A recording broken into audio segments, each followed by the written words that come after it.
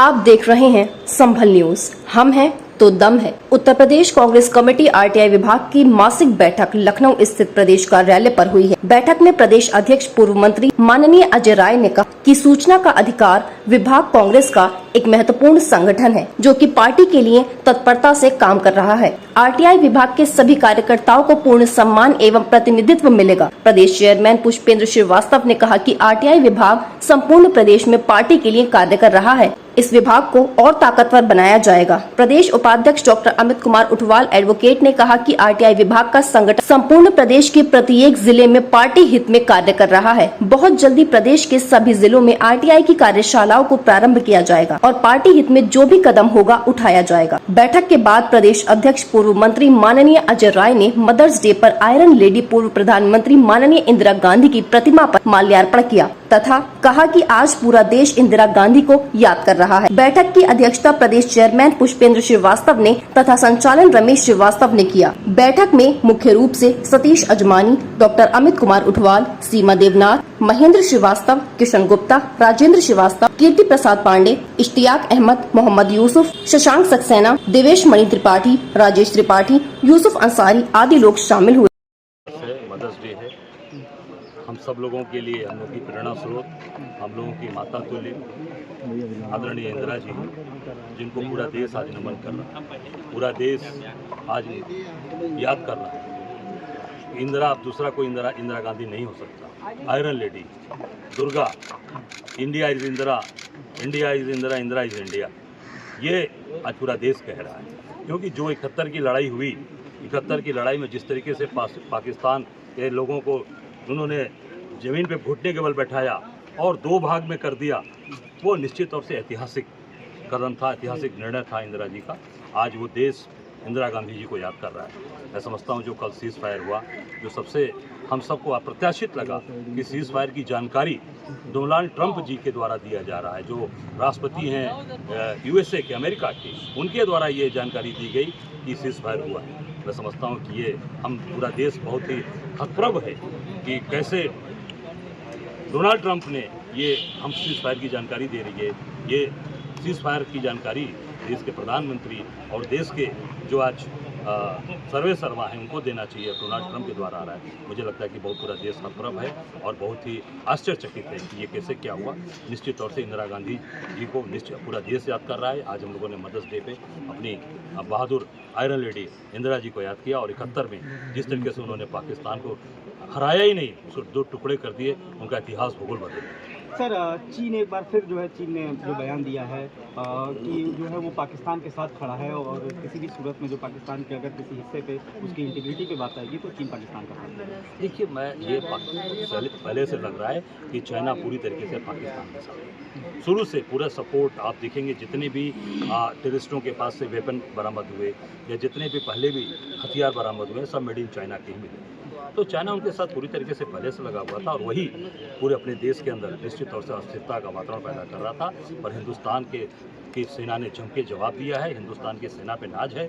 पर जिस तरीके से जो सरकार की भूमिका होनी चाहिए, वो निश्चित तौर से आज पूरे देश के लोग बहुत ही हतप्रभ हैं कि आज जो सीज़ फायर हुआ उससे पूरे देश के लोग बहुत हतप्रभ हैं। तरीके से आप चेयरमैन हैं कांग्रेस पार्टी के और अभी जो आरटीआई को लेकर के बहुत सारे संशोधन हुए हैं, उसको लेकर के बहुत सारे संगठन इसमें सवाल कर रहे हैं, आप क्या कहते हैं? देखिए, आज आरटीआई को पूरी तरीके से कमजोर सरकार ने किया। कारण ये है कि ये सरकार नहीं चाहती है कि पारदर्शिता हो।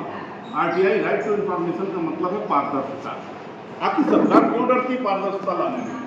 अगर किसी भी जगह पर उन्होंने गलत नहीं किया है तो उसका जवाब देने में दिक्कत क्या है? लेकिन जब से सरकार आई है 2014 के बाद से लगातार उसने आरटीआई को कमजोर करने का प्रयास किया है और हम सब लोग मिल करके लगातार उसकी लड़ाई लड़ते रहे। जैसे अभी कुछ दिनों पहले आप लोगों की जानकारी में होगा कि यहाँ पर मुख्य सूचना आयोग में कार्यालय पर कह दिया गया कि द्वितीय अपील को सिर्फ ऑनलाइन लेंगे। हम लोगों ने उसके खिलाफ प्रदर्शन किया। मुख्य सूचना आयोग से मैं खुद मिल करके आया, हमने उनको ज्ञापन भी दिया और अपील करी कि सेकंड जो दूसरी अपील है इसको भी ऑफलाइन जैसे था उसी तरीके से जारी रखें। क्योंकि ऐसा कोई शासनादेश के बिना सीधे आयोग में मना कर दिया गया कि आपको दूसरी अपील सिर्फ ऑनलाइन लेंगे। इस तरीके के बहुत सारे ऐसे मुद्दे हैं जिनको लेकर के आरटीआई विभाग उत्तर प्रदेश कांग्रेस लगातार जनता के हित में लड़ाई लड़ता चला जा रहा है। आरटीआई विभाग का खास काम ये है कि आरटीआई के अवेयरनेस इसके बारे में जागरूकता लोगों के बीच पहुंचाई जाए, जिसके तहत उत्तर प्रदेश कांग्रेस आरटीआई विभाग विगत 1 वर्ष के अंदर लगभग 8 से 9 मंडलों के बीच में कार्यशालाओं का आयोजन करा चुका है। वर्कशॉप हो चुकी है कंप्लीट, जहां पर हम लोगों को आरटीआई की जागरूकता, आरटीआई के बारे में जानकारी देते हैं और आरटीआई विभाग का संगठन पूरे उत्तर प्रदेश में सक्रियता के रूप में इस जागरूकता में साथ दे रहा है। ये बताइए कि जिस तरीके से आपने पिछली बार कहा था कि कुंभ को लेकर के आप आरटीआई मांगेंगे, जानकारी लेंगे, उसमें क्या जानकारी होगी? कुंभ को लेकर के मैंने सरकार से सवाल किया था और उसका जवाब आज तक नहीं आया है कि मैंने उनसे ये पूछा था कितने लोगों की वहां पर ड्यूटी लगी है। बहुत सिंपल सा सवाल थे, लेकिन पता नहीं क्यों ये सरकार जवाब देने में डरती है। मैंने पूछा था कितना आयोजन में कुल कितना बजट निर्धारित किया गया था, कितना निर्गत किया गया, कोई जवाब नहीं दिया। मैंने पूछा उनसे कि कितने लोगों की ड्यूटी लगी थी, सरकारी और सरकारी बल कितने लोगों की संख्या लगी गई थी, लेकिन सरकार ने उसका कोई जवाब नहीं दिया, जिसकी कॉपी मैं आपको यहाँ पर अभी उपलब्ध भी कराऊंगा। अभी इस वक्त अगर बात करी जाए कि जिस तरीके से उत्तर प्रदेश सरकार से या भारत सरकार से आरटीआई की जो इस वक्त की जानकारी है, कुछ खास जानकारी हो तो जो हमारे दर्शकों को बताइए। देखिए, सरकार इस समय, पहली बात तो मैंने कहा जैसा कि बहुत सारे मुद्दे हैं जो लगातार सरकार से जानकारी के लिए, आज हमें मुद्दों की कमी नहीं है। आज बहुत सारे ऐसी चीजें हैं कि जैसे कि सरकार कहती गंगा साफ हो गई, कितने % गंगा साफ हुई, इसकी जानकारी ले सकते हैं। हम अपनी पूरी टीम से जाएंगे, इसके बारे में जानकारी लें। बहुत सारे ऐसे अभी जितने एक्सप्रेसवे बने हैं, इनके किसी भी एक्सप्रेसवे पे वो कोई सुविधा नहीं दी गई है जो सुविधा होनी चाहिए। हम अपनी आरटीआई टीम से पूरे उत्तर प्रदेश से कहेंगे कि इनके बारे में जरूर जानकारी उपलब्ध कराएं, सरकार से सवाल करें, जवाब इनको देना पड़ेगा। अगर ये नहीं देते तो आयोग तक इनकी लड़ाई लड़ेगी। कई आरटीआई एक्टिविस्टों का कहना है कि जिस तरीके से सूचना में उनके साथ अभी जैसे आपने कहा कि बहुत सारी चीज़ों का जवाब नहीं आ रहा, तो उन्होंने कहा जो सूचना आयुक्त हैं वो भी कहीं न कहीं जो सरकार है उसी के पक्ष में बात है। भ्रष्टाचार में लिप्त है सारे सूचना आयुक्त, जितने इस समय सूचना आयुक्त हैं यहाँ पर, वो सब भाजपा के कार्यकर्ता के रूप में काम कर रहे हैं, पूरी तरीके से भ्रष्टाचार में लिप्त है। सूचना आयोग कार्यालय पर जा करके आप जाइए, एक बार आप पता चल जाएगा आपको खुद कि किस तरीके की भाषा शैली है उनकी आरटीआई एक्टिविटी के लिए और किस तरीके के वो काम कर रहे हैं।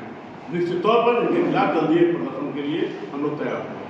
संभल से खलील मलिक की खास रिपोर्ट। संभल जिले की हर छोटी बड़ी खबरों से जुड़े रहिए संभल न्यूज। हम हैं तो दम है पर हमारे साथ। संभल शहर की लोकल खबरों के लिए संपर्क करें मोबाइल नंबर 9411078618। आपको हमारा ये वीडियो पसंद आया हो तो वीडियो को लाइक करें। संभल न्यूज हम हैं तो दम है को सब्सक्राइब करें और फेसबुक को फॉलो करें।